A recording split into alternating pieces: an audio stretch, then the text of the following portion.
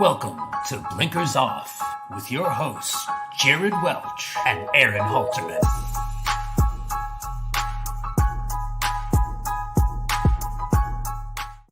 What is up? I'm Jared Welch. He's Aaron Halterman. It is Thursday, November 30th, the last day of November, and this is Blinkers Off. What's up, man? What's up, man? What's up, everybody? Hopefully you're not sick of seeing me so far. Today we've got one more to go, and it should be a good show. Pretty good weekend of racing lined up, so it's going to be good. Yeah, what is this, show 4 for you today? Show 4 today, yes. Yep. Are you, I don't think many people want to see you that much in a day. No, I agree. I did see you were on, Magic's Out, so you did the Magic Mike show. You guys covered the late pick 5 at Aqueduct, which we're going to talk about. Really a good chunk of that for the races in that late pick 5 sequence. So obviously, if you guys tuned in for that, you have a little bit of sneak peek of what Halterman, who he likes in these races. But the card, we were talking earlier, I hadn't looked at the card in depth as I looked at it tonight, I thought, it's not a terrible card. There's some nice horses. I think that the Hollywood Derby at Del Mar, that's a good one as well. So the racing itself from a soon to be 3-year-old standpoint, it's not there yet. We'll get to the Los Alpha Charity. That's next weekend. Of course, then the springboard comes, and then next thing you know, it's the end of the year, and then it really is the last kind of, in my opinion, one of the last weekends before we really get, because obviously Los Al will have, a Baffert, kind of potential star in it. I don't know what, Dornick is really, what is he in this race in the Remsen, but we'll find out. I mean, you just can't have your expectations too high this time of year. I think for what it is, it drew pretty well, this card overall at General at Aqueduct. And, look, I mean, it's a year without a lot of stars to begin with. And then right after the Breeders' Cup, you're kind of going to get what you're going to get. Like, you're not going to get Barrio in the Cigar Mile. It's just not going to happen. So, we're here with it. It's pretty good. I really like 2 or 3 of these races. So, yeah, when we get into it, we'll start talking about more of what I like and what I don't. But it's definitely I thought Thanksgiving weekend was pretty good for racing. And then I think this weekend's going to be pretty good as well. Side note, who, as we get into the end of the year here and into the beginning of next year, who's going to go who's running in the Pegasus at this point? I don't know.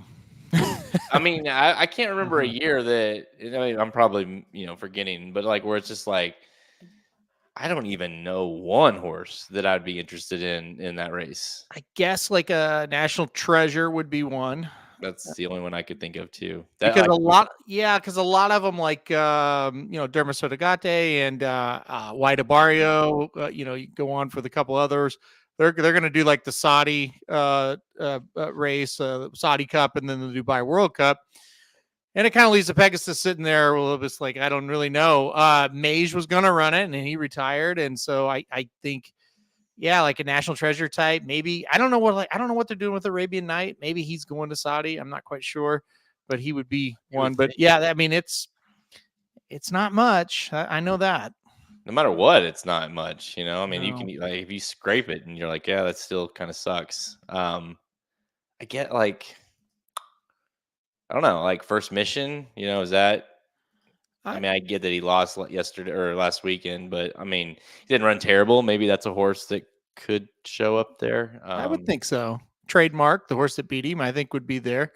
I think First Mission, that would make a ton of sense for. I don't think that's one they would send overseas. They would probably say, okay, we'll take a shot with him here at Gulfstream in the Pegasus. I think that would make a lot of sense for him. Probably a Big Peak will probably, Smile Happy or Rattle and Roll or someone like that, maybe. Yeah. Charge It. I could see a horse Charge It running into that. I don't know. Maybe. Bright Future, maybe. I don't know. I'm just trying to think of some of those Pletchers that aren't very good. I could see whoever runs well in the Cigar Mile going. Senor Buscador. I could see them taking him there. Yeah. I think the moral of the story is it's not awesome. No, I mean, it's not. You got to. I think Baffert is sure as shit going to try to go in and steal that thing with somebody, whether who that is. I mean, National Treasure. Shotty asked me the other day about it, and I said I think National Treasure would be the only Baffert horse that like I could think of that maybe would fit, which tells you an awful lot because I mean, Yeah. I wonder if he's got like a Jazzy going to the Malibu. I wonder if he was to run really well, if they'd try to stretch him out, yeah, Um, that's true. I- Malibu could answer some things, I guess. yeah. And again, I'm not saying that's going to happen, just saying that maybe some of these races that really the first 4 or 5 years of the Pegasus, these weren't real important. Maybe they're going to be now, because let's face it, the first 4 or 5 years, he had the who's who of racing running in that thing. And Oh yeah, a horse like Hijazi was never going to go there and get beat by Gunrunner, So, and I think that it opens the door to the bigger picture. Which I mean, yeah, you have White Barrio, but it just feels once again we have these older horse division that's just you're kind of wondering, scratching your head.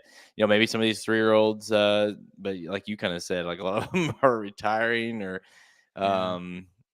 just it's hard to kind of get on board with any of these well, I guess soon to be older horses. yeah, definitely. It seems like the ones you want to get on board with, like I said, have retired, and it wasn't a real deep crop anyway. And then you just kind of look and you're like, oh boy, there's just not much there. But yeah, I mean, you got to hope that some of those Bafferts that kind of weren't great and now they kind of are rounding back into form, or they're getting healthy, or however you want to phrase that, Who knows? Listen, we really need this crop to be pretty good. This upcoming crop that's now 2-year-old, going to be 3-year-old on January 1st. They need to be good because let's face it, I don't think we're going to get a lot of help from that crop above them. So we need these horses to be good this year.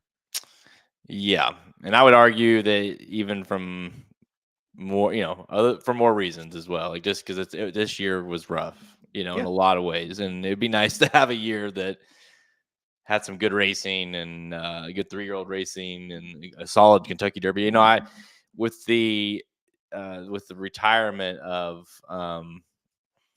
Mage, and then of course Rich Strike, who knows what what if he I mean it's almost like one of those guys that just retire already, please. Like the horse, just why are you holding out hope? I don't know at this point. But I tweeted out about kind of what we've seen from this Kentucky Derby of the recent years, and Mage, Rich Strike, Medina Spirit, obviously, Medina Spirit, Mandaloon, that's your horses. Authentic did win the Classic, but that was a late Kentucky Derby that year in 2020, and then Country House never ran again.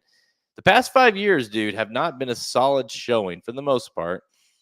Certainly not the last 2 years of what we've had in the Kentucky Derby. Like it's just, I don't know what it is. It's faltering. If it's been a lack of horses, like good horses, because really the only times you've had like in recent history where you've had like good horses not only win the Kentucky Derby but go on and do things, it's when they're trained by a guy named Bob Baffert. Yeah, I think part of it is we've had some really weird winners. For sure. Like I'm not going to overreact to it. It's like Rich Strike won the Derby, right? Like what if Epicenter, who I think was the best horse in that crop, what if he would have won the Derby? Well, then you wouldn't be saying that, but Rich Strike, somehow he won it, and honestly, I'm not even I almost picked Mage. Samich did pick Mage. I'm not saying he was a hard to get to, or he was so lucky if he cashed. He made sense, but at the same time, Mage had won one race before the Derby, and like you said, he never won again. It's not like he was some kind of star. Now, he ran like a star that day, and I think everybody's a little surprised he didn't win again. I think people thought he was going to be decent after that, but still, he wasn't like some kind of great horse coming into that race, No. And I think that's a lot of it. You've got the Mandaloun Medina Spirit thing was weird. 2020, you could barely count. And then, you had another weird thing happen in 2019 where, Country House was the winner, but he wasn't really, if they don't disqualify Maximum Security, well, he won a lot after that Derby. So I think it's just been bad luck, bad circumstances, weird things happening more than the Derby sucks, I mean, weird things happening to sum up the last 2 years is an understatement. I mean, anytime you have a horse like Rich Strike and then even like last year, like you mentioned, I mean, it's like Mage made it weird just because that class was such a weird class in a sense that it's hard to really lock in on anybody. And then on top of that, it was you had Forte who scratched and so it's just there was a lot of just kind of like it felt like it was a blah situation last year going into the Derby. Yeah, I mean, you think about he had to run the race of his absolute life, which he did. He had to get a hot pace, which he did. But then you look at it and it's like, okay, the horse that he couldn't beat a couple times down in Florida gets hurt and scratches the week of the race. Practical Move after we kind of course, we never got to see him again, unfortunately, for the Breeders' Cup. But you saw that race back from him. You see the race leading up to it. It's like Practical Move gets hurt or has a fever or whatever, or he would have maybe won it. So Mage got all the breaks and then took advantage of those breaks. It's always twofold, right? You get a lot of breaks, but you still got to go out there and win. And he was able to do it. But yeah, a lot happened. And look, you can sit here and try to explain the Rich Strike thing for the rest of your life, and you're never going to explain it. I mean, it was just one of those things. You look at it. If Epicenter's the winner of that Derby, then that's a good producer, right? But it's Rich Strike, and it's like, well, where exactly do you think Rich Strike's going to win a race after, right? I mean, look at him before that race.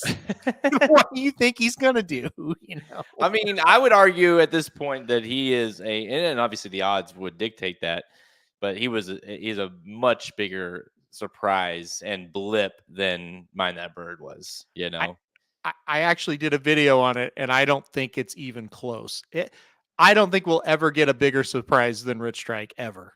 I don't know how you do. I mean, because at the very least, and I get that like he faltered big time after that, but for that Triple Crown window, Mind That Bird was unbelievable. And Rich Strike literally showed up one day and did that, and then really never ran another. I guess he damn near won a little bit later, but he still was just couldn't stay healthy. He hasn't been able to stay healthy and stay on the track. Like it's been literally a blip on the radar in terms of racing history. Yep. Yeah. So, you think about Mind That Bird, if not for a freak filly, he wins the Preakness. And if not for kind of a weird ride, he may have, I don't know if he would have won the Belmont, but it would have been close. So, yeah, exactly. And you look at Rich Strike, it's like he was nowhere to be found in the Belmont. He ran okay in the Travers, it wasn't awful. Like I said, he did almost, win again at Churchill, but then he had a great shot in the Clark and didn't show up. I mean, it's just like, he just was kind of a mess. Well, speaking of the Kentucky Derby and speaking of the craziness of last year, we are approaching here in a couple of weeks the fantasy league starting back up for the 2024 Triple Crown. And of course, thank goodness I don't have to do this, but you do, and you're our very loyal dictator. And I want to turn it over to you because I got a text from you this afternoon, said, hey, got some big news in the fantasy league. We got to talk about it tonight on Blinkers Off. So I'm kind of in the dark with you guys. So let's let us know what's going on here. Well, there's the big news is we're expanding. We are expanding. We have 11 teams now in the league. There is a new team in the league I'm going to announce tonight. Before I do that, we also have a kind of a change to one team. So here the deal. Shoddy and Davey, Jared, which this guy right over here, John and Ryan, Magic Mike Show, and myself. Those 5 teams stay exactly the same. They're the 5 teams that have actually won the league. Those are kind of the legacy teams. They stay the same. Other teams will stay the same. Geist will be the same. Paul, Kelby, and Steve, that combo got second last year. They're back again. And Vinny Blonde from Real Dynasty and really from RacingDudes.com. You see Vinny on Racing Dudes all the time. He is in the league. These are the 2 changes. Dan needs a new partner. Michael Myers no longer in horse racing. Okay. Okay, gone. so I so here's I Chink. wondered where he went. Okay. I messaged him, I emailed him today, said, "Hey, you want to play?" Email me back. He's like, "Yeah, dude, I'm out. Like, I don't do horse racing anymore. Really appreciate it. Blah blah blah." So anyway, one Okay. Michael has been replaced by another. Michael Austin will be Dan's new partner. So Dan and Michael Austin, they are the 10th team. Thoughts on that Wow. one? What a what a you know, you probably don't even deserve a lot of praise throughout the year in the league, but this one, my friend, to pair this group up is like I don't expect much from them, but I expect a lot. If that makes any sense. Yeah, I did it for the content. I think it's going to be amazing. These two working together could break the internet if we publicly like show what they're doing. So, Well, here's the problem. Well, not for us, but for them is that we know how Dan is and we love Dan, but Dan is not afraid to take swings and he'll pick the most random horse that is like third choice in a field of 5 that is trained by let's be realistic, a trainer that's like never going to win the Kentucky Derby, right? And you're like, right. "Why are you?" And they always have this fight. Well, I kind of see the new Michael being a little bit of like allowing, like he kind of is that way too, a little bit, where he's going to take swings and be aggressive in it. And I just know it feels like this could be a all or nothing type of a team. It's going to be interesting to see how these two work. Yeah, for sure. Michael is beyond excited to be in it, so that's good. And yeah, I think Dan. I haven't informed Dan of the new partner yet, but, but I will soon. Don't worry, he'll be in no matter what. So yeah, so welcome Michael to the league. I think it's going to be fun. But the big news is we have a brand new team. The league is expanding to the 11th team, and this is, you know what? It's a big day for the league, a big day for the sport, and really for humanity. I think this is big, Jared. So my heart is full with this announcement. Let me just say before you announce it, if it's not the person that if this person is not included, whether it be a her or by herself or someone else, then I'm gonna be we're gonna get some heat for this if it's not. Well, again, my heart is very full. I'm truly blessed to make this announcement. Dr. Miranda and Dr. Tang will be teaming up for the 11th team. I had negotiations all morning with both parties trying to make this happen. We signed long-term deals. Very, very pleased to announce it. Team Doctor, the double D's, Dr. Miranda and Dr. Tang. 2 equally established doctors will be teaming up together to take down the league. I love it. I mean, now is this another situation that neither one of them know about this situation, or are they both in on who their teammates are?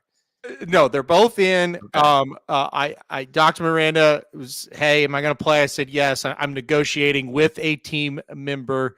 Dr. Tang reached out to him. He said it would be an honor and a privilege to be in the league, and he's overwhelmed with joy that Dr. Miranda will be the partner. So Team Double D's, the doctors are in the house.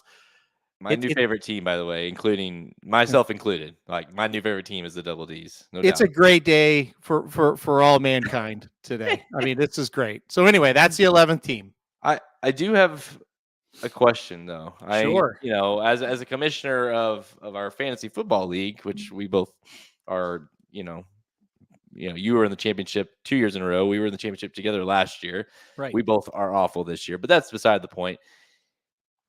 It's weird to have an odd number of teams in the leagues. Like, was there any consideration of, whether adding both doctors separately or possibly, letting Dan as his member is retired or whatever, and just adding Michael Austin as on his own? Thought about it. Was worried about both of those guys being on their own. Thought they needed each other to help them through the tough times. I think the big difference is, like with fantasy football, it's a matchup, and you can't have 11 teams. Obviously, horse racing, it doesn't really matter. No, you could have an odd number of teams. I did try to negotiate a 12th team and was actually turned down. Ooh, are you able to spill it on who it was? Yeah, Dennis Trusty. I reached out to him. I said, "Hey, do you have any interest?" And he turned me down. So I at that point I thought, well, we'll stop the negotiations and we'll just keep it to 11. Wow. Really? I mean, did he give a reason?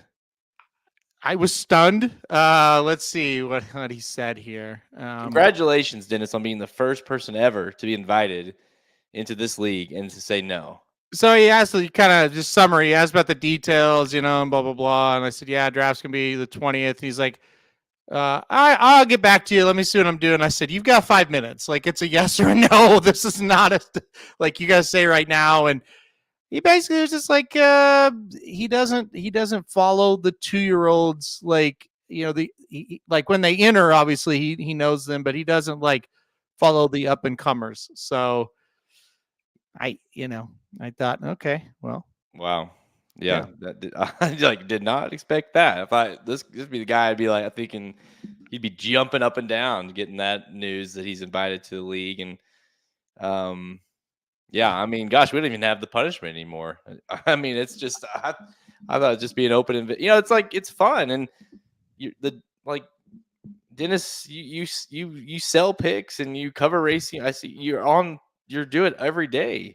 I don't know what to say. I was just like, okay. I almost didn't even text him and just added him, thinking, well, that's a no-brainer. Yeah.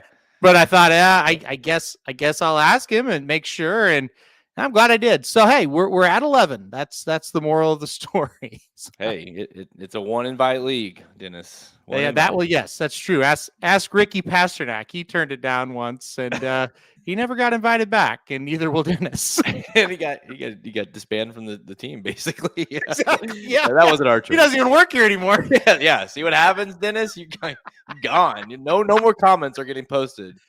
On any of our podcasts moving forward. He's gone already. Look, he's done. All right. Well, that's good. By the way, did we? Because I do need to know. Is there a date yet? The people can expect a date of when we're going to conduct the iconic draft? Yep. So next week we will draw the positions for the draft. What positions people will draft in. And then the next week we'll take off because it's Springboard Mile week. And then I'm thinking around like either Wednesday, December 20th or Thursday, December 21st, right around in there.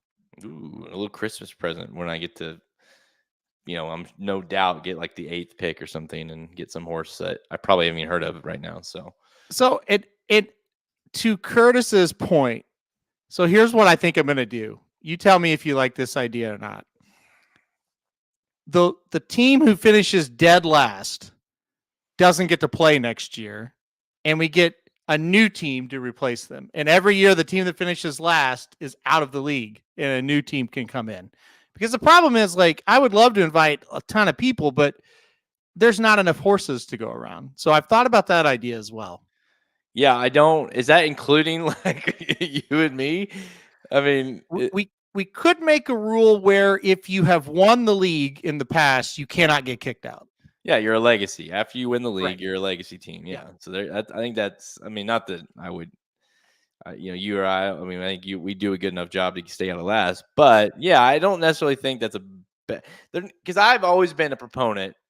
Obviously, you know this. As there needs to be some sort of punishment involved in this league. Because. I get that. I understand the not doing what we used to do because I mean that I about made Dan pull a Dennis and Ricky and quit. Yes. But there needs to be some sort of like where when you get late into the season or late into the Triple Crown, and a lot of that now it's just like you just scramble, right? You just go you throw as much as you can just to try to whatever, but you might get a little timid if you're like, hey, I need to stay out of last here because I want to be back next year. Yep. That can make it a little more, especially for some of these teams that haven't won it, who are very passionate about it. Yep. Kind of make a little more, a little more skin in the game.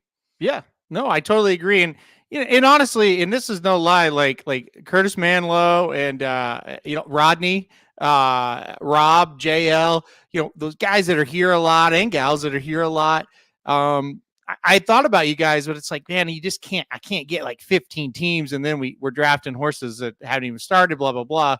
Even though we do that some anyway, but it's just like that could be a way to filter people in and out. If you finish last, hey, you're out, and two new people or however many can earn their shot now. So we may do that going forward. Yeah, it's tough it's really tough 10 teams, but you add in, another team that's, more horses that are gone. And I mean, just be very clear, and we'll end it here, but this is such a good, I tell this every year, but it's such a good group of, and I'm not saying like we're all like, I mean, yeah, some of us are, but like these higher end experts. But the big thing what we are is we're a group of people that are super involved and have done the research, right, and know about the horses. And so what you're getting is that, well, now 55 horses, the top 55 horses that you either do or don't know about, that are all from different minds, that have created this great top 55 list. And it's just a really good way to, at the very least, get introduced to some of these horses as we head into the 3-year-old season. Correct. And I think most people realize it, but you always have one or two every year that, why do we care about this crap? And it's like, you don't really understand. All it is a more fun way to talk about 55 Kentucky Derby prospects. Yeah. Instead of Jared and I going down a list each week of, well, here's one and here's two. It's a creative way. It's a way to have fun. And every week you get an update on 55 of the top Derby contenders on the website. I mean, so I'm not saying you should care about who's winning the league, but you might want to pay attention when we update every week 55 horses that are pointing towards the Kentucky Derby, or at least trying to get there. So that's kind of the point of it. Yeah, and you might, like, if someone makes a crazy claim, or there's a 9-way shake for a horse or whatever it is, instead of being like, oh, this is stupid and whatever, these guys are morons, like, maybe just let's think about the bigger reason that's, it's like, oh, I need to know about that horse. That's an interesting horse. I'm gonna write that horse in, I'm gonna put that horse in my stable or whatever. I mean, we all do that. Even whenever you see a claim by John or whatever, you're like, oh shit, like I need to keep this horse. Or when anyone John drafts, you're like, okay, shit. I didn't know about that one or whatever it is. So definitely, you guys stay tuned. Next week will be fun to watch. Definitely myself get a terrible draft pick, but it's always it's a fun time of the year for us. And like you said, we're getting geared up. It's 2-year-olds about to turn 3 and headed into that, and it gives us I mean, like you said, we know about these horses we already know about them, but we get to follow them the whole year. And it's just a really fun way to, kind of keep people involved. And I've loved that aspect, just from getting people like Shoddy and now Michael and all these guys that are into it. Like, I just love opening that door for these people, because you start to learn about a shit ton more than you did just because you're following it, and you care. So, hey, yeah, Magic 11 teams is effing dumb. Welcome back. I do have Wi-Fi too. I got an idea. I got an idea for Magic. Are you ready? I'm ready. Yeah. Let's enforce the last place gets kicked out already, because they got last year. Then you can, you and Samich can now quit. We have 10 teams. Right. You and Samich can quit, and then we'll go back to 10, and it'll be great. I don't see any issues with that. Or you can quit being an idiot and just play. I mean, they have to be the first team in the I don't know what era, this era, to get last or win and get last in the same. That's pretty special. It is. They're two very special people. That's true.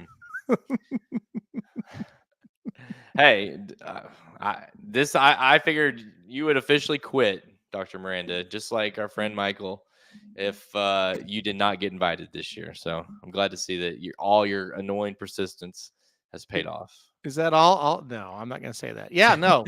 Cheers to Doc. Like I said, two of the brightest minds. not only in racing but in the world, teaming up. So can't wait. Well, like I said earlier, Dr. Miranda, two equally important doctors on the same team is just something that, has been unmatched in this league so far. So it's great. It's great to see. Yep.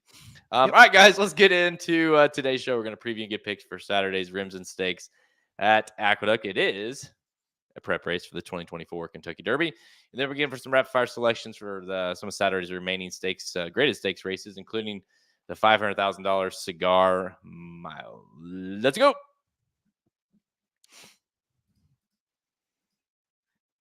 Man, is your guy CD? Is he the best? Is he the best wide receiver in the league? He might be. Maybe he's maybe not the best, but he's top 5. I mean, oh, he's top 5. Yeah, he's a star, and everybody knew it that watched him. I mean, he was different from everybody else. Yeah. You, I mean, I know, you obviously knew it, but whenever I saw that last, his senior year or whatever, and it's like, oh, yeah, this guy's going to be a star in the NFL. There's no question. He did things at Oklahoma that they just, I mean, they haven't had or they probably won't have again.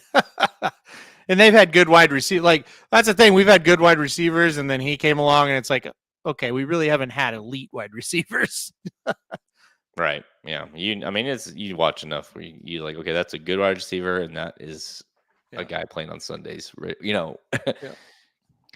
for sure. All right. Yeah, Justin Jefferson when healthy. Yeah. That's he's sure. top. I say top 3. Justin Jefferson when healthy, obviously. Tyreek.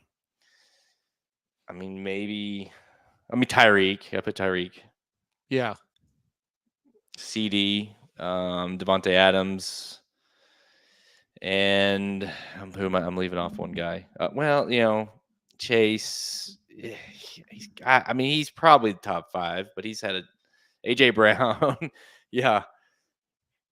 I still think he's top 5, but I'd say I'd put AJ. He's having a hell of a year. I want to show people something. Hold on, because this was crazy. Talk about CD Lamb in college. Let me pull this up. Oh, you're sharing something. I don't know. I don't want to hijack this, but what is it? Do it. Since we're on the subject, this is the coolest picture maybe ever. All right, here. So this is CD Lamb. He's on the 25-yard line. This is not Photoshop. So there's 5 Texas players around him. This was his senior year. CD Lamb scored on this play. Is that like on the 30 or 35 or so? Yeah. So it's and this was the go-ahead touchdown. I don't know if this was this was the one that won the game. They're coming my way because I'm in the end zone. I'm sitting in the end zone. And this is a real thing. There were 5 guys around him, and he scored on that play. and we were just kind of like, that is unfreaking believable. You were talking about that senior year in college. I thought there's one play that defines it. I think he may have had like 180, 200 yards in that game. So anyway, I just wanted to show that. That's like that was it last week or 2 weeks ago when Tyreek caught that against, I think it was like the Raiders maybe. And it's like, they kind of froze it. And there's like 3 or 4 guys right there, and he scores on it. Just some of these guys are just different. I know. Okay, Tyreek is truly special. I know you don't want to hear that, but he can do some just insane things. No, I don't. I mean, listen, and actually, you might think this is funny, but like, obviously, Cohen has gotten to be. He's so. I mean, I love it. But he's so into sports now, or I should say the NFL now. And it's not just the Chiefs. I mean, he obviously is a huge Chiefs fan, but like he's starting to like ask like, oh, Juju Smith-Schuster, he plays on the Patriots now. And it's like Tyreek, he's on the Dolphins, and he's playing Madden, and he picks these other teams now to be away from the Chiefs, and because he loves Tyreek, and so we're still rooting for Tyreek if you ask him. So we're not against Tyreek. Obviously, it makes us sick to see him gone, especially this year with the Chiefs clearly needing a wide receiver. Right. But yeah, it's just he's different. Like his speed Different. is just different. Yeah. Yep. All right. Saturday, let's go to Aqueduct for race 9. This is the grade 2 Remsen Stakes. We're 250K going a mile and eighth for 2-year-olds on the main track there at Aqueduct. And it is a Kentucky Derby prep race, 10, 5, 3, 2, 1 for your top 5 finishers. Field of 10 lines up in here as well. Dornoch is your 5-2 morning line favorite, your 3 horse, 9-2 on Moonlight, Todd Pletcher. I don't know. Like this, I don't know what to think. Like I still, this is a field, in my opinion, that has some potential. I'll say that very weirdly and slowly. That there might be some there, and even with the 5-2 favorite, you don't quite know what we have yet. Agree. Totally agree. I went 5 deep in this race. If you watch the Magic Mike show, I just think it's completely wide open. I 1,000% agree with what you said.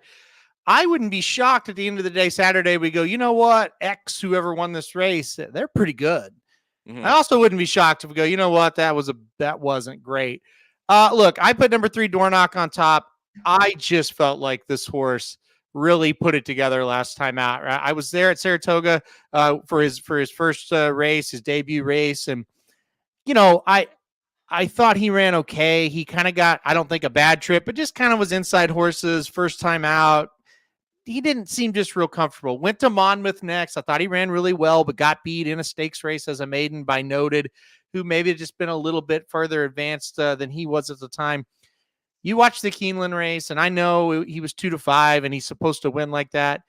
His stretch run, he really looked like he kind of the light bulb came on a little bit. He'd kind of put it all together. So I really like Dornoch a lot, the 3 horse.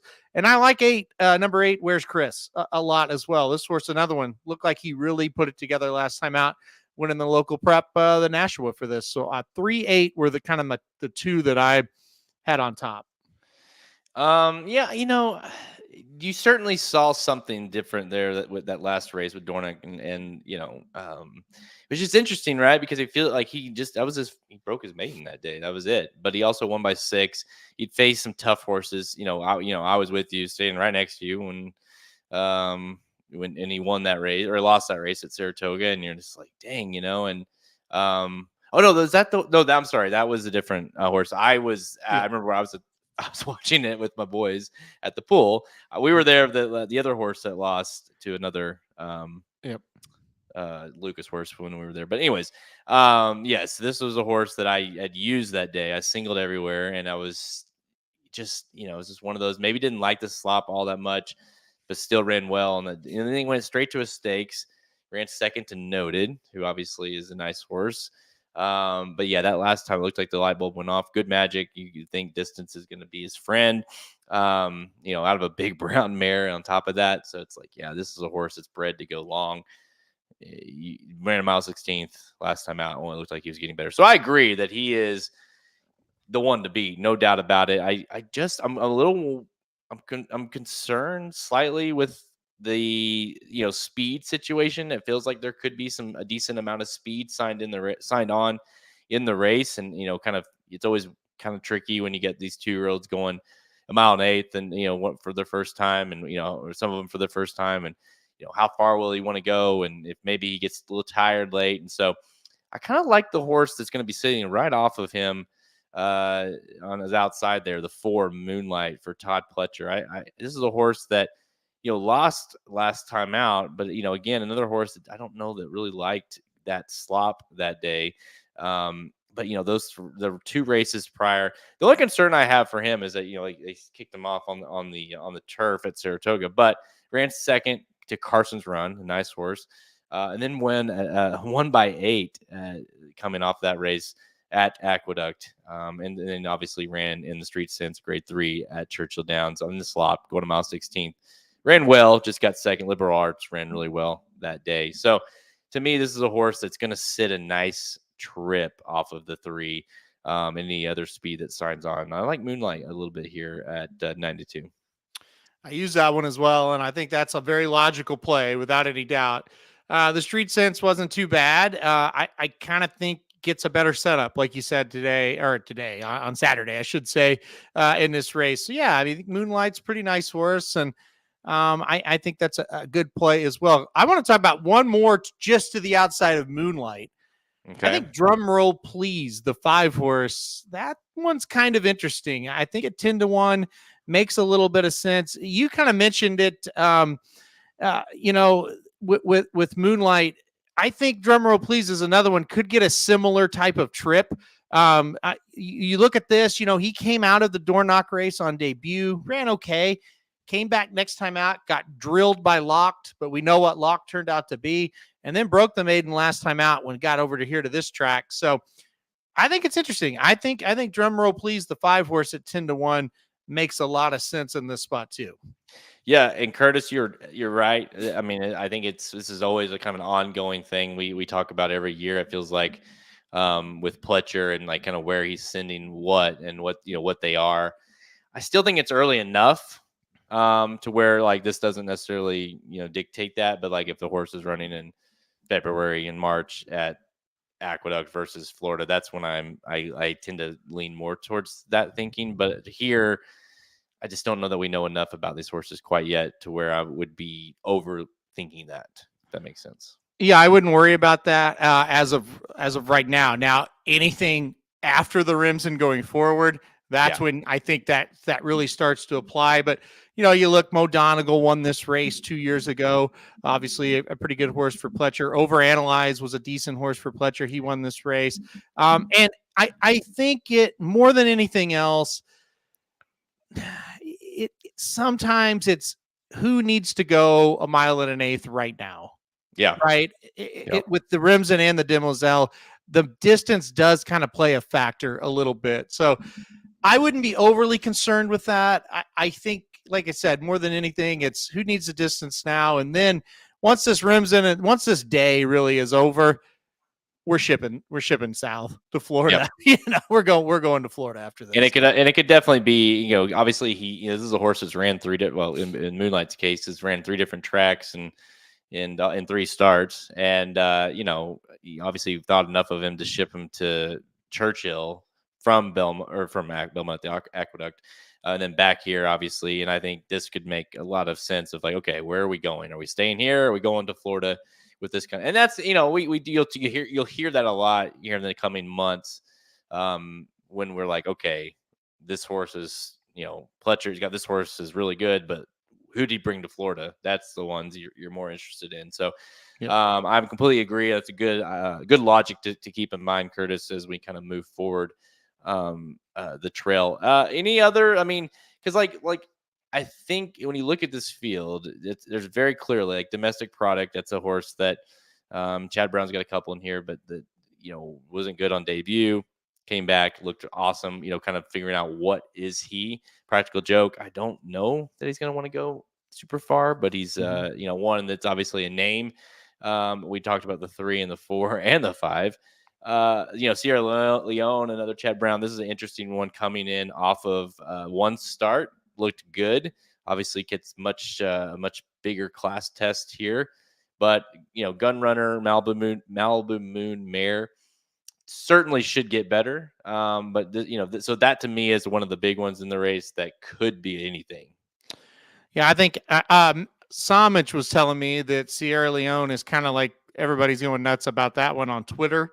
So obviously I wouldn't know about that. I think with him, it's going to be more of a we're going to have to improve off that race, but you kind of see Chad Brown horses take that jump a little bit. He is kind of a build up to the big race type of trainer. So I could see this horse running better here than last time out, but I wasn't over crazy excited to go bet this horse. It was the last horse on my ticket. So I think the 7, kind of we'll just see if the horse can kind of improve, but obviously a lot of hype. The 2 is pretty interesting. You mentioned that one. You mentioned the horses by Practical Joke, but did break the maiden at a mile and an eighth. And so it's kind of interesting, right? I don't know. We'll see what happens with this one. It was out of a Painter mare, and Painter obviously had no trouble going long. really should have won the Belmont if Mike Smith takes away the rail. Not that I'm, Not that you're still thinking not that about I'm it. over that or anything, but anyway, so maybe you're gonna get that stamina on the dam side there. Horse really woke up going a mile and an eighth, so I wouldn't be shocked if the 2 runs pretty big as well. Okay, so you're on the 3 Dornick. I got the 4 Moonlight here as our picks. But before we move on, let's say this: it's impossible at this point, but I'll go the over under is 2.5 of this field that will be running in. I won't say Wood, although that is the local prep, but any of those kind of main preps, those last preps as we head into the Kentucky Derby. 2.5 over under of this field will be in one of those races.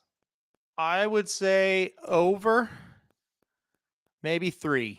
Okay, I mean that's enough to think you have at least high hopes for what's in this race, which is good. Yep. Yeah. I don't, like I said, I don't think it's too bad, and I think you got enough good trainers in here that'll get those horses to the races like that. Let's look here while we're on air. Kind of the past years winners. It's been rough. Last year was rough. WHNL last year. Mo Donegal, obviously a good one. Brooklyn Strong, Shotsky, Maximus Mischief, Catholic Boy, who was he was a good horse, but kind of a weird one there at that time. Motown, Mohaman, Leave the Light On, Honor Code, Overanalyze. Prado again, To Honor and Serve. I mean, Old Fashioned. Hey, our boy Old Fashioned won this one. So yeah, the list goes on, but not the strongest of. And in fact, you can help me here. I mean, Mo Donegal did. I don't think Catholic Boy did right in the Derby. I don't remember. No. Honor Code did maybe. Honor Code did. Yep. Yeah, Overanalyze did. Yep.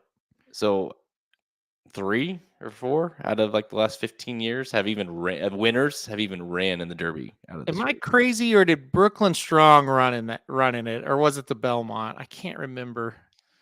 Oh wow! Let me look. Gosh, I can't. I got it. It's he did. You're right. Did. Good call. Ran 15th in the Kentucky Derby. So yeah.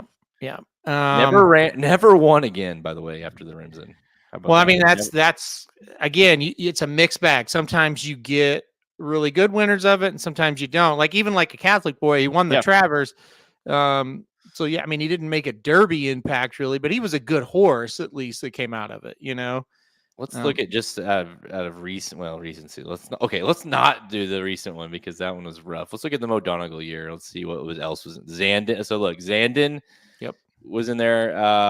Okay, that's the only one. Midnight Chrome was not. That's the only one in that race. So that top 2 was strong that year. I remember that race too. That was a good one. That was a good race. Yep. I'm trying to think of a good year that we had. Did Mohaman beat someone decent? No, Flexibility was not. Gift Box. Yeah, they weren't very good. That race Catholic Boy was in wasn't too bad, was it? I cannot remember. Oh yeah, Avery Island. He never turned out to be. Yeah, that horse that race was good until they ran it, and then it's like, oh no, they're not very good. Yeah. I remember Maximus Mischief got a lot of hype after Network Effect was in that Tax. Tax 1, Bourbon War. Yep. Some decent ones in there at least at the time, but yeah. So it, I think 2.5 is a bold. Is honestly when you look at the history of this race, 2.5 over 2.5 is an aggressive move. So when you just look at the baseline of what we've seen of this race, anybody listening and myself included would say, oh, I think Halterman kind of likes this field because that is a little bit bold when you look at some of the horses and some of the fields we've seen. You know what? When you ask these questions, I should always go under because the one factor is, will they be healthy? And usually the answer is no. So I should go under that, actually. That's true. Well, too bad. I've already locked you in for over 2.5 of the Remsen this weekend. Make sure you stay tuned. Race 9 at Aqueduct this Saturday. Yeah, it's a mixed bag for sure. It's shaky.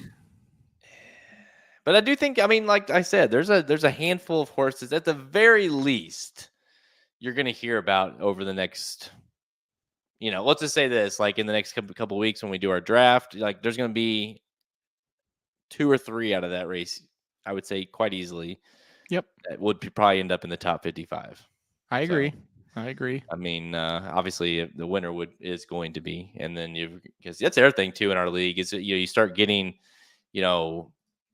acquired points, or Fierceness obviously has already got 30 points with his win, but then you've got Locked, who's got 19, Timberlake 16, Liberal Artsy is 13, Western, so the list goes on where you start to kind of say, okay, well, if I draft this horse, I don't necessarily love the horse, but he already has 19 points. Yep. He really just needs to run one good race between now and the Derby, and you get the Derby points. So yep. kind of have that factor to go on as well when you start thinking about the draft.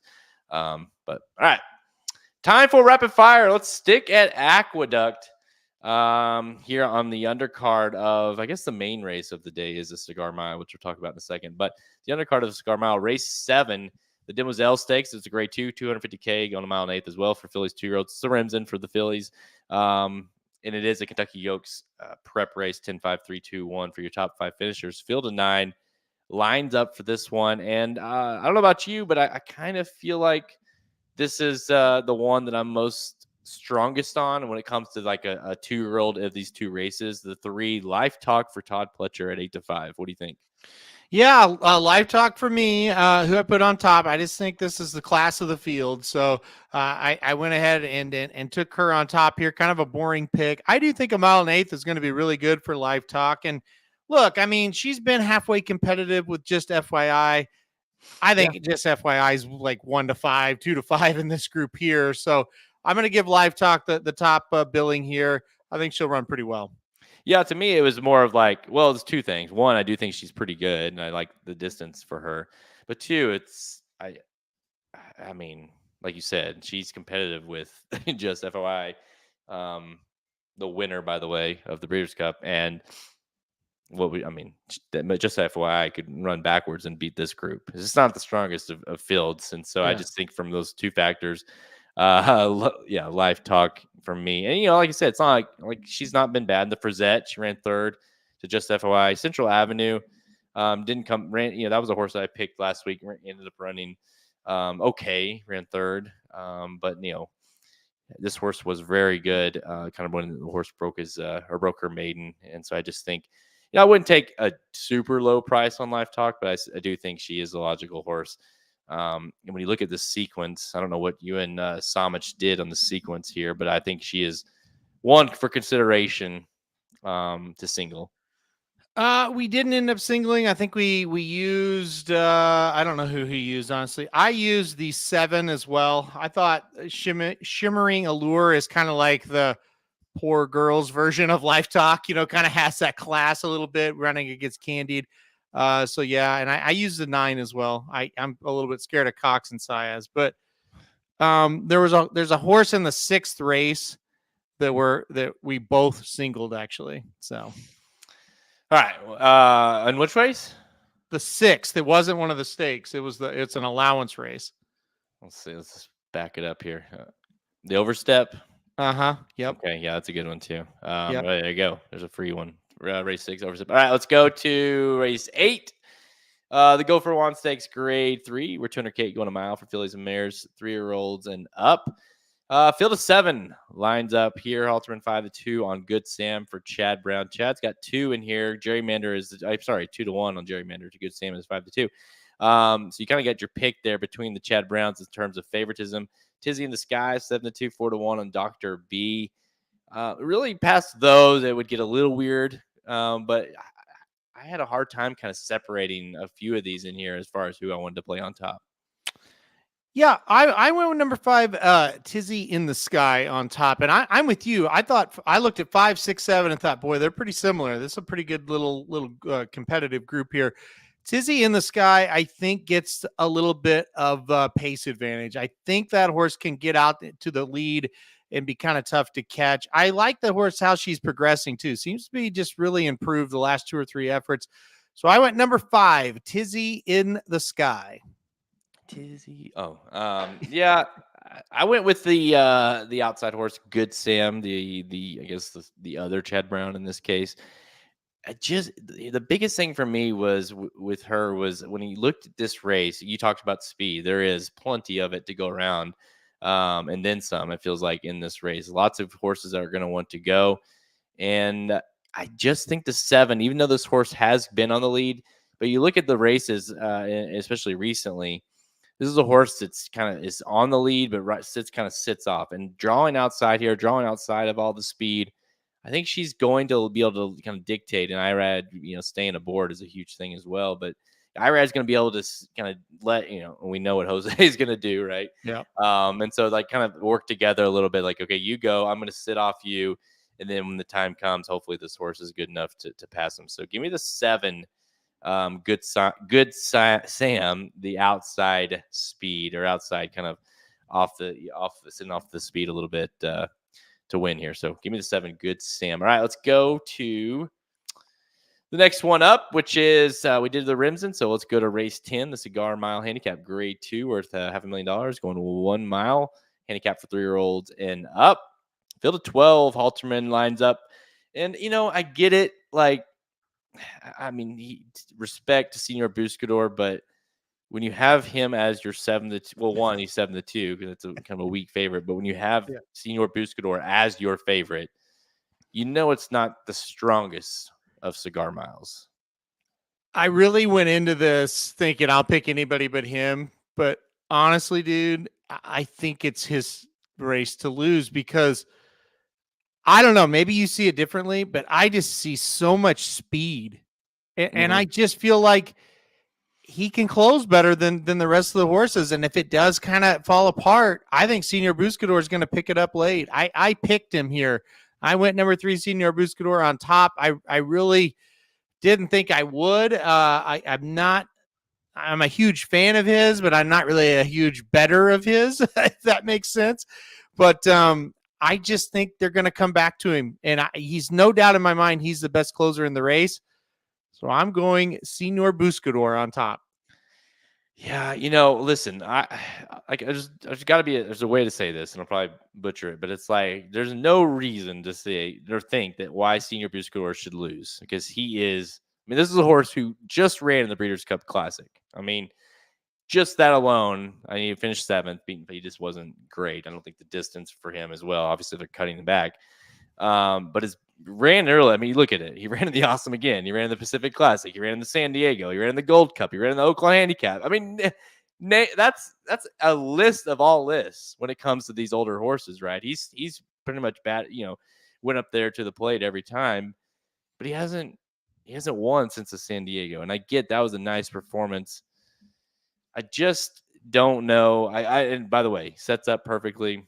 I can't play him at a price that I think he's going to be, he's going to be the lowest price he's been in, a long time. More than fair. Fair. And by no means, would I be surprised? Not even the slightest. He should win. Let's put it that way. But I'm going to try to beat him with the 2 ever so mischievous on the idea that I don't think he's going to be on the lead. I hope he's not on the lead. I really, really like this horse. I think it's a nice horse. 4 wins and 6 starts. Likes Aqueduct. Likes the distance. He has that inside draw, so he's going to have enough speed to get in a nice position, but he's not going to have to use his speed to go and just dictate things on the top end. So I like him to kind of get the catbird seat, hopefully tip out in the lane and run him down late. So or run him down, and hopefully hold off your 3 Senior Buscador. So give me the 2 ever so mischievous on top. I wanted to ask you before we moved on. I know we're just giving top picks here, but dude, this 4 Cassius, whatever, I don't know how you say it, has got me all kinds of confused. Like I think he's extremely interesting at a massive price at 20-1. Well, you're the second guy that's told me that today on air. So that's got to be a Samich horse if I've ever heard one. So Samich loves him. Now, well, I shouldn't say he loves him, but he's using him, and he I don't blame him. he kind of said the same thing. He's like, I think this is a weird race. His kind of theory is he thinks this horse he thinks there's a lot of speed. He agrees with kind of my take, but he said if there's one horse that might scoot away from him, it's the 4. His kind of theory is they'll take the 2 back a little bit. Obviously, the 3's going to go back. He thinks the 4 could get the rail in the lead and maybe take him gate to wire. I'm afraid he's going to face the race.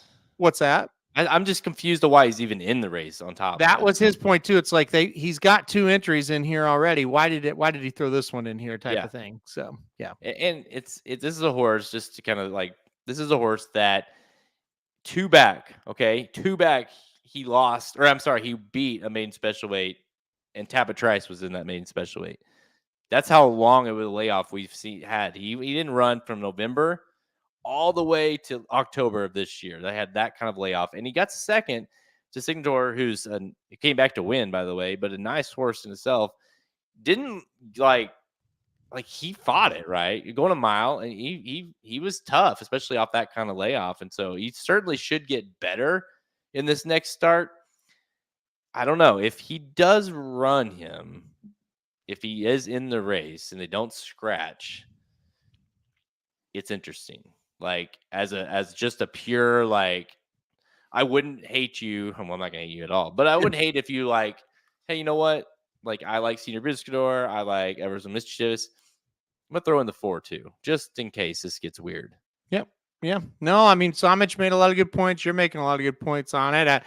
Not really a horse I'm interested in for this spot. I think it's pretty tough for him, but at the same time, I can't sit here and say, oh, I'm shocked that he won if he did, because I watched his replays today, and he certainly, even that race he lost, like you kind of said, he didn't give it up. I mean, he fought it. He tried his best. He just was a little bit short. So he should run better in this spot. I don't know if it's going to be good enough to win or not, but there's worse 20-1 shots you can play. Yeah, and Curtis kind of said it too. I'm kind of wondering the same thing. This is a horse that debuted on the slop, ran on the fast. That's when he, broke his maiden and then ran in slop last time out. So this is a horse that, just based off of what we've seen, looks like he might enjoy not slop, right? I mean, he didn't love it. That's very clear. So, yeah, I mean, I think he's a very interesting one at the very least. I think he could make things interesting. We'll just put it that way. But yeah, my top pick in the race is going to be the 2, Everson Mischievous. You got the 3, your boy, Senior Buscador. Now, no matter what, like, I love watching him because he's always fun to watch. Even on those races that I never bet him or whatever, it's just like, because he comes flying and you just don't know if he's going to get there or not. But he gives you an effort pretty much every time. Yep. He'll run well. It's just will they come back to him enough? That's going to be the question. And it's like, are they all, we do agree. I think that it's like, this is a better field or a weaker field than he's faced, obviously. But will there be one, will there be one that gets brave on the front end or holds up? You know what I mean? Like, is there one that he just can't, runs a huge race and he's going to have to match that up, I used your 2 because I think that's the one, right? That probably won't back up. In the 10, the 2 and the 10 are the ones I would be worried about if I was Senior Buscador's connections. All right, let's go. The last one here. Let's go to Del Mar for on Saturday for race 7, the Hollywood Derby, Grade 1, Stallone Grade 1 of the weekend. We're 300K going a mile and 1/8 on the turf for 3-year-olds, and field of 9 lines up here, and wouldn't be a Grade 1 out at Del Mar this time of the year if he didn't have Chad Brown bring in a turf horse or 2 out there, and of course he does with 2 of them here. With the 8 program trading, your 9-5 favorite. You've got redistricting at 5-1, the 2 Chad Browns there, but gonna have to face a couple decent ones. Web Slinger, that horse is kind of ran and feels like every race this year, every turf race for 3-year-olds this year at 3-1. Silver Knot, our boy Silver Knot, still kicking, man. And then the horse that beat him last time out on the undercard of the Breeders' Cup, SEAL Team, that's 5-1 on the outside. I thought this was an interesting race, but I'm interested to know what you think. I love this race. I think this is a really good one. I think this is going to be a lot of fun. I handicapped this morning without the morning line odds, so good to see the odds now. I was really interested what John would make the 7 because I really think that's an interesting horse, and I think that's about the right price. I'm all about the 2 Chad Browns. I put number 8 program trading on top. I think this horse will be able to get it done. You've seen Chad Brown send horses to Del Mar for these races in the past few years and do pretty well. Flavian Pratt gets them out, obviously a good thing. So I like the 8, but boy, you better watch out for the 7. If you don't remember the 7, broke the maiden really impressively. So impressive that they put it in just his second ever race in the Belmont Derby. That's a really tough spot to run your second ever race. And he kind of ran like a horse that was making his second start, not great. He came back after he had a long layoff. He came back and he looked really sharp last time out. So 8-7 for me. Yeah, I'm with you. I very, very vividly remember him because of I remember he was 5-1, he got bet that day too. And because I think all of us were and in the betting public, we're just like, that's so. It's kind of like we were talking about earlier with if he runs that horse in the race prior, in the Cigar, where you're like, oh man, why would he run this horse in the Belmont Derby? And Right. he did, and it's like, oh wow. So there's this proof that it doesn't always work out as well. But I'm with you that I thought it was nice to see him come back, run really well, looked good in that start, and so I'm with you. I think the 7 and 8. I mean, I'm gonna kind of see how the odds go because if the 8 gets pounded, it's gonna make me like the 7 even more. I am picking the 8 on top. Program trading. This is a horse that's rattled off 3. He beat Webslinger in the Saratoga Derby. In the Virginia Derby, looked like a winner. Got beat by Integration, who came back to win out of that race as well. Looked really good that day. Beat another horse that came back to win. I think that was a nice, productive race in the Virginia Derby. So this is just a horse that I'll be honest, man. If Chad Brown doesn't win this race, I'll be somewhat shocked. Yeah, I mean, I guess Webslinger is the one, right? But man, I can't continue to pick him and get beat by him. I just can't.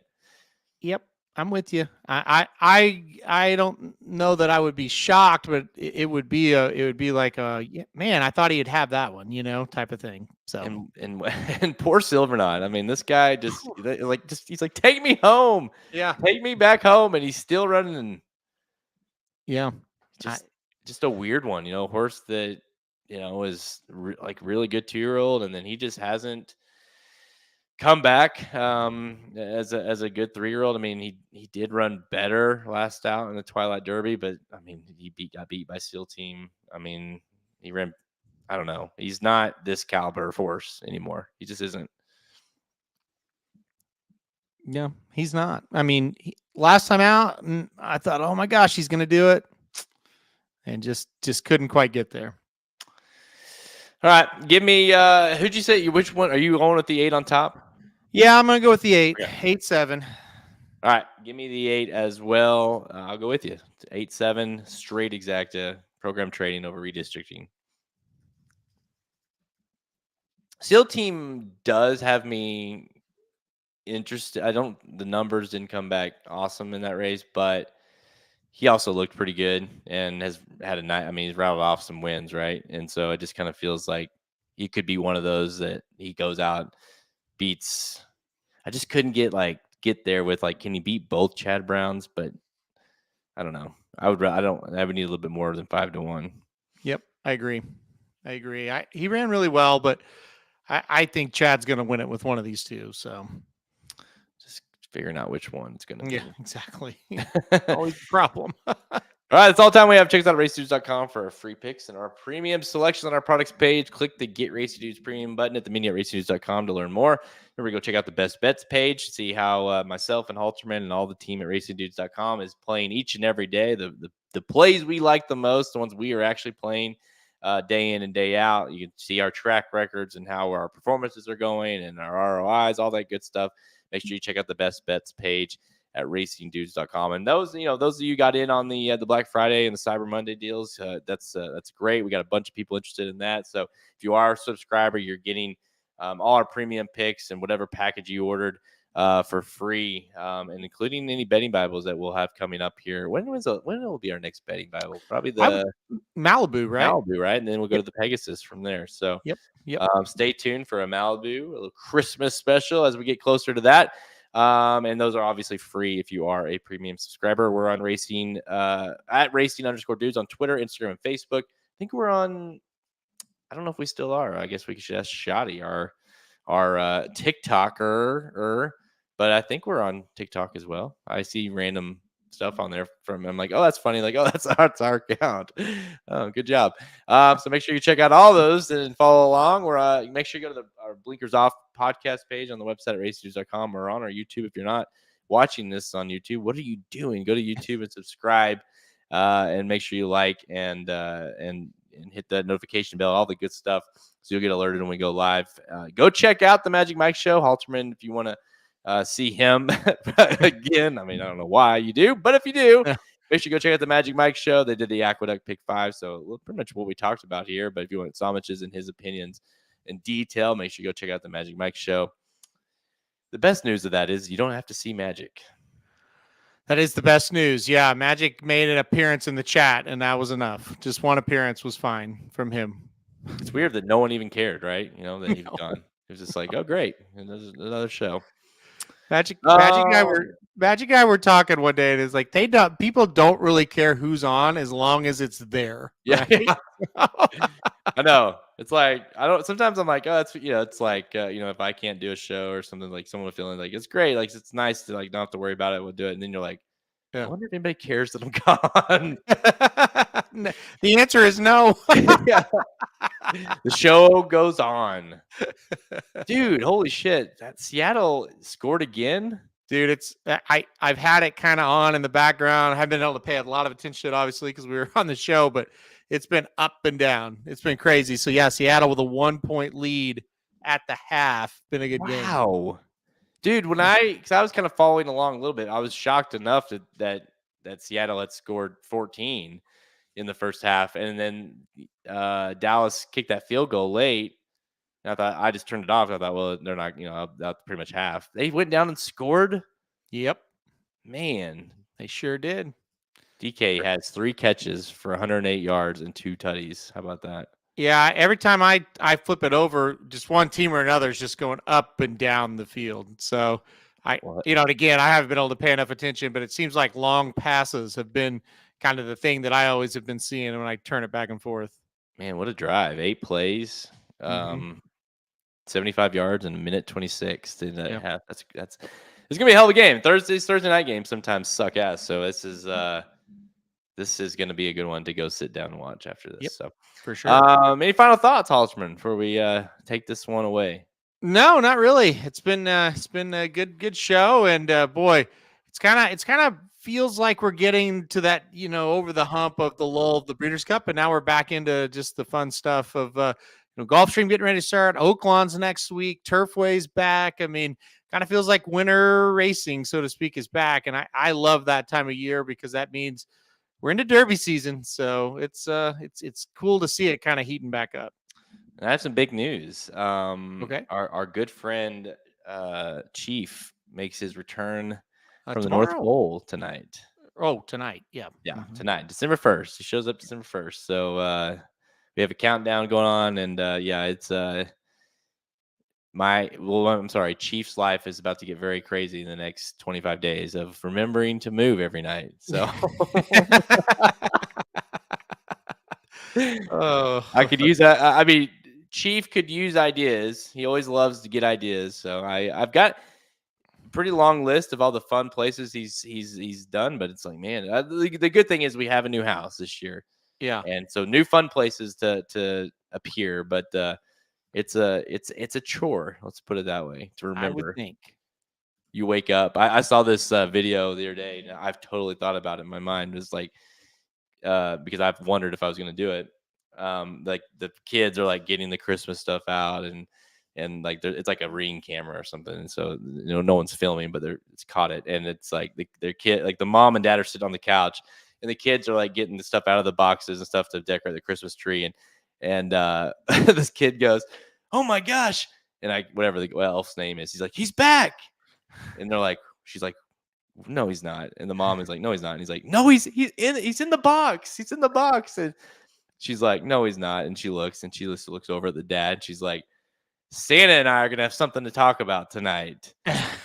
And it's like, I totally understand that, because you're like, you start to they go through this stuff and you're like, which one, and then you got to remember where he hid that last year. So it's constant, like, you got to keep a track of like, okay, where is everything? Where is he at? Where is he going next? It's a whole process. And just think, it's at least you don't have, I don't have, your cat here that he would not survive. So, well, no, the cat would move him for you, so you wouldn't have to do it. That's true. So true. Like I was telling Jared before we got out of the air, Heather has like Christmas gnomes spread around the house, little decorations, and Darby kills them every night. It's hilarious. She likes to take them off like the fireplace or whatever and take them downstairs. Well, it would be a fun challenge if, like, because I would, like, you put them in certain spots. I'm like, let's see if Brody can go get them. It's like kitty attack. Well, when we got on the air, you see the fake grass. Jared could tell us she was eating the grass earlier. So she's been wild tonight. She's literally jumping off the wall. She's excited, I guess, that we're on the air. So yeah, she knows Chief's coming back tonight. She's excited. Yeah, maybe she's out already looking for Chief, looking to murder Chief like she does all the gnomes. I don't know, but. Yeah, she's a mess, but she's the ruler of the house. So what are you gonna do? We were looking at pictures today. Cooper and I, and he was looking at old. He's pumped. Like they're legitimately very excited about Chief's return. Yeah. And so we're looking at pictures of like previous years of Chief, and he's like, there was one where like it was like a rope tied from the bunk bed down, and like Spider-Man was holding one end, and Chief was like going down, and like it's a whole deal. And Cooper's like, Dad, did you do this, or does Chief and like Spider-Man, do they all move? And it's like you start to think, like, is this like a Toy Story thing we're doing here? Like, are we supposed to believe that like all these things come alive at night, which is like kind of creepy, right? I wouldn't sleep. Yeah, exactly. So I was like, oh no, they do it. They moved. And so you're like, oh shit. So yeah. Anyways. All right, guys. Good luck to everybody that's Darby Gnome Killer. Dude, if you can catch any, like, you should put one like behind you, sort of where it's in view sight during the show, and we should see if Darby will ever get it.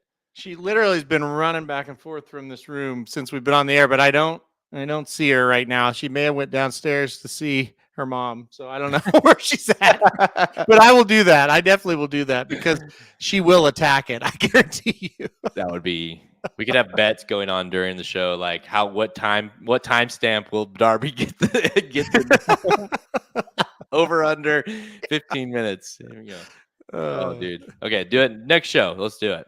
All right, guys. I'm Jared Welch. He's Aaron Halterman. Thanks for everybody for tuning in. All your comments. We'll be back next week for the Fantasy League drawing order. Can't wait for that. All right, guys. Good luck this weekend. Thank you for listening to another episode of Blinkers Off. Join our horse racing community at racingdudes.com and follow us on Twitter at @racing_dudes. Want to make money betting horses? Bet with the Racing Dudes.